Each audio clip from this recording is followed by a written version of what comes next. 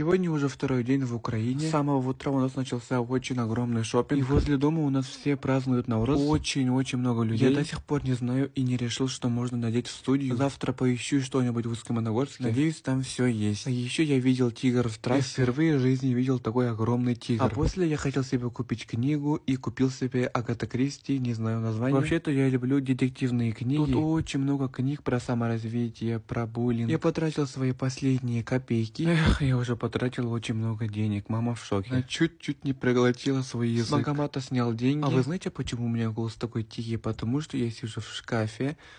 Они мне не мешают, мои братья. Еще мы хотели купить нам посуду для поезда. Обычную дорогую посуду и все. В этом магазине есть все, и поэтому я купил себе блендер. И какой я бестолковый, потому что я не проверил в магазине, и он не работает. Прикиньте, я вообще в жизни не пробовал авокадо. Еще с творожным сыром.